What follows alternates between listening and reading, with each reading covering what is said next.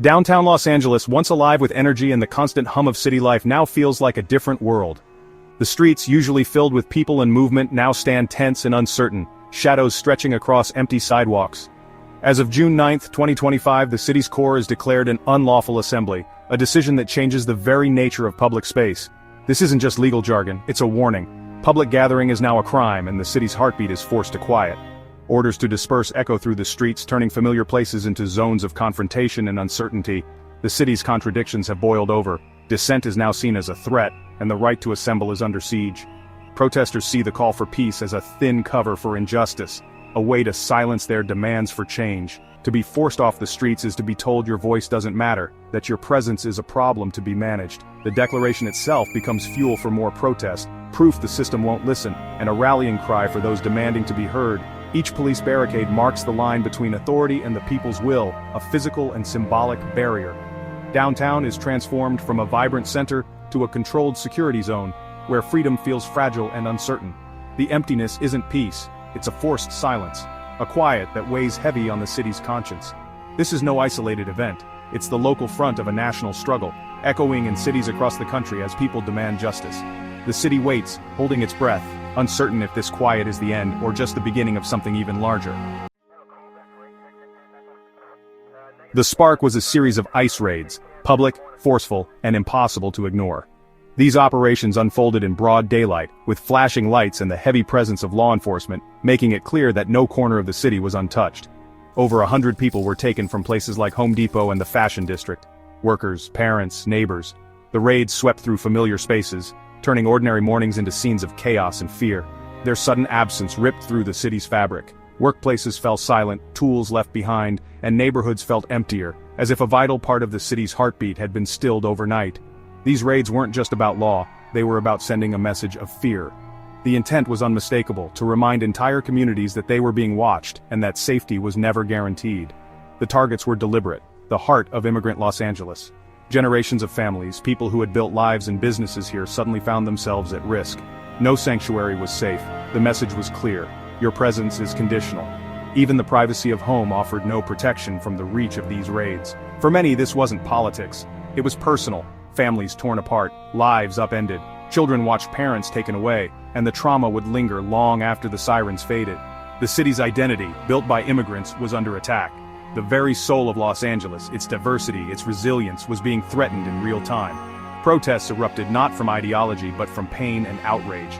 The streets filled with voices demanding justice, unity, and the right to belong. The raids exposed the machinery of a system that sorts people into wanted and unwanted. Bureaucracy and cold efficiency replaced compassion, as families were processed like numbers. Each detention was a life in chaos, a family in crisis. Outside detention centers, loved ones waited, desperate for news, clinging to hope.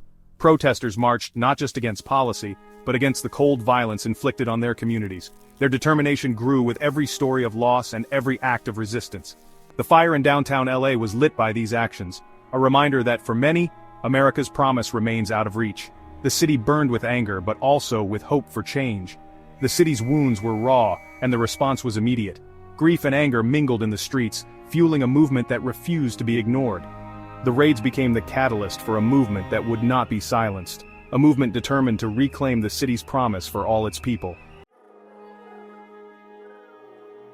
The anger after the raids exploded onto the streets. Protests escalated quickly. Marches turned to clashes near the Metropolitan Detention Center. Tear gas filled the air, the state's answer to dissent.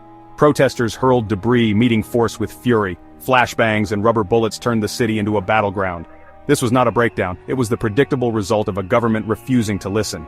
Symbols of power, Waymo cars, police vehicles were set ablaze, acts of defiance against a system seen as unjust. Freeways were blocked, commerce halted, public space reclaimed. Mass arrests followed, each one fueling more anger. Every arrest created a new story, a new reason to resist. The cycle of protest and repression deepened the city's divide. Los Angeles became a portrait of a city at war with itself. The spiral of conflict showed no sign of stopping. The crisis escalated dramatically with the arrival of federal troops, 700 Marines and 2,000 National Guard soldiers, marching into California's largest city. Their boots hit the pavement as armored vehicles rolled through neighborhoods, signaling a new phase of confrontation. These forces were sent by the president himself. For the first time in decades, federal soldiers were deployed against the explicit wishes of California's governor. Their official mission, to protect federal property and restore order, but their presence sent shockwaves through the community. The sight of troops in the streets was a powerful show of force. Governor Newsom immediately condemned the move, calling it illegal and an overreach of federal authority. He filed a lawsuit to defend state sovereignty, igniting a fierce legal battle. Meanwhile, Mayor Bass declared Los Angeles a sanctuary under siege, vowing to protect its residents. The city's atmosphere shifted overnight. Soldiers patrolled busy intersections and military vehicles rumbled past civilian cars. The line between civil order and open conflict grew dangerously thin. The federal government blamed state leaders for the chaos, deepening the divide. To many locals, it felt like an occupation. Tensions soared as protesters confronted soldiers, and the legal and political stakes reached new heights. With the Insurrection Act looming in the background, every move was scrutinized. The soldiers became unwilling symbols in a high-stakes power struggle between state and federal authority. Los Angeles was pushed closer to the edge than ever before. The city's fate now hung in the balance, caught between the might of federal power and the fierce determination of local resistance. Los Angeles, a global city, now broadcasts images of unrest to the world. Military vehicles, clashes and chaos replace the city's sun-soaked image. With the World Cup and Olympics on the horizon, the city's reputation is at risk. International eyes see a nation divided, deploying troops against its own people. The unrest threatens not just local order, but the city's economic future. Solidarity protests erupt nationwide. LA becomes a symbol of a larger struggle. The city is now the main stage for a drama about America's soul. Leaders face a dilemma: restore order without crushing dissent. The world watches to see if Los Angeles can recover, or if its nightmare will define it. The city's image and its future are on the line. How LA responds will echo for a generation. Los Angeles forces us to confront the core questions of American democracy. Where does federal power end and state sovereignty begin? How much dissent can a democracy tolerate? The conflict is more than legal. It's a battle over values, community, and citizenship. Federal agents and troops on state soil strain the fabric of the Union. The right to protest is tested by tear gas and mass arrests. A right that exists only in silence is no right at all.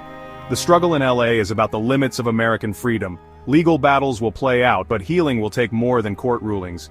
The city stands as a warning, and a question: can justice and dialogue prevail over force? The future of Los Angeles and perhaps the nation depends on the answer.